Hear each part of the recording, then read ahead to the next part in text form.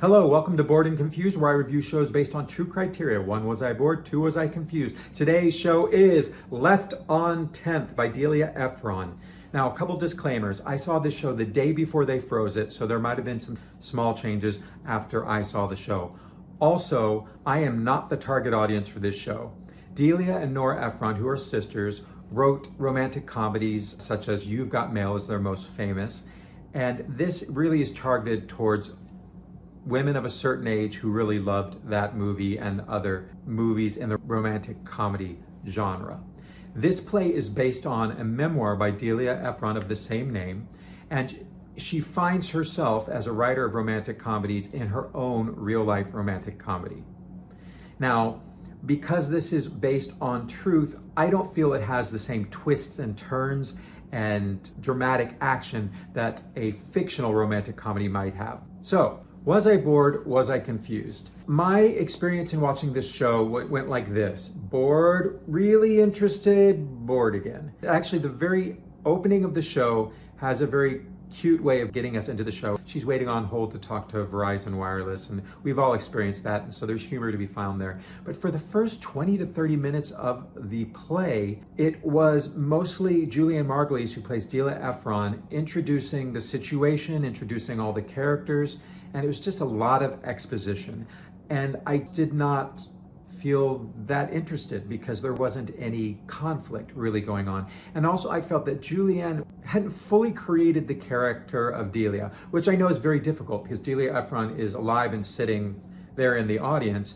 And it felt a little bit like an actor who had learned their monologue and was delivering it for the audience.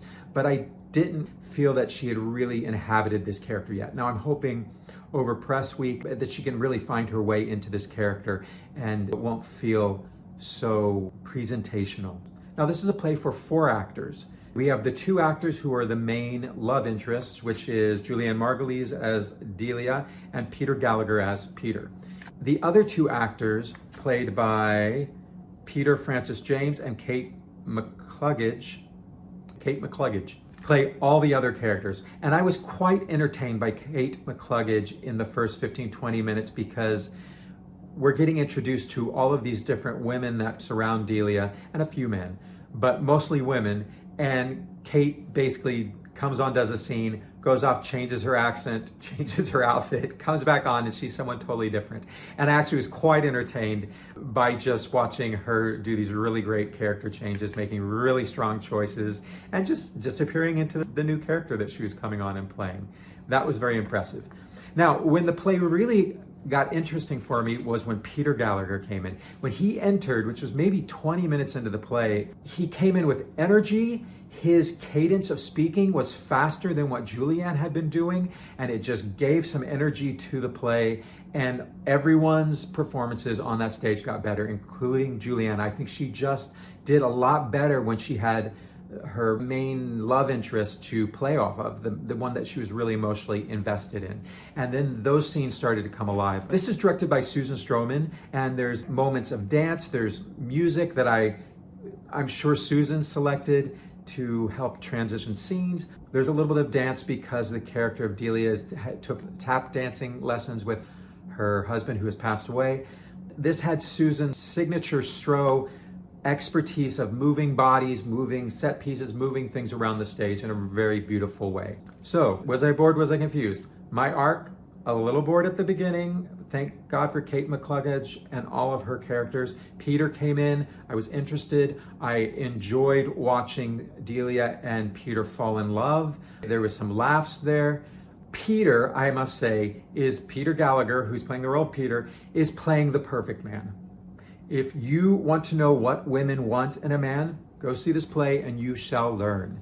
This reminds me of the song from Camelot. The way to handle a woman is to love her, simply love her, merely love her. And that is what Peter comes. He loves Delia so quickly, so completely, and he always says the right thing, does the right thing. He's always there for her. He is the perfect man. He's a good tipper. He takes off work to help care for her when, spoiler, he takes off work to care for her when she becomes ill. And I was touched by his performance, all the while knowing that this is kind of impossible for someone to be this perfect. Of course, Delia is writing about the real man that she's married to now, who's sitting beside her in the audience. So this is very much a love letter to her husband. There was a lot of warm feels in this show, and I got a little misty-eyed a few times because honestly, what really gets me in a play is when someone makes a sacrifice for another person. In plays I write, I try to write a moment where a character makes a sacrifice for someone they love. That tells an audience we know they really love them. But what happens is after Delia and Peter come together and they're both in love and we feel the loves and all that, then it's kind of more of the same. They're thrown some other hurdles to get over, but none of these hurdles tear them apart. So whereas a normal show would be boy gets girl, boy loses girl, boy gets girl, this one is boy gets girl, boy keeps getting girl, boy really got girl. So, was I confused? No. No, this play it's a memoir, it's based on real life. The only thing I think I was confused about is some of these characters that I'm sure are based on real people in Delia's life. I didn't really see what the point of them being there was, more than they actually went and saw her friends, and Peter met her friends, and he was charming and wonderful when he met their friends. But I honestly didn't really feel like a lot of those characters were necessary, but at the same time I really enjoyed these two actors jumping into other characters because that's just fun theater that you only get to see in the theater, because in a movie they would just cast different people. I thought that both Kate and Peter, the other Peter, Peter Francis James, did a great job at playing these secondary roles. Wow, there are so many Peters in this show. Characters named Peter, and both of the men in it are called Peter. So if you want to be in this show and you're a male actor and your name is Peter, you have a very good job of getting hired for this. This is a show that I think will actually do well in the regions. So if you're an actor, you might want to check this out. And actually, I should pay attention to this guy because in a few years, I'm right for this role. So cast me. So this is playing at the James Earl Jones Theater on Broadway. Go check it out, Left on 10th.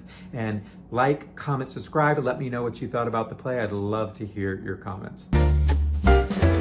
Don't worry, don't confuse me.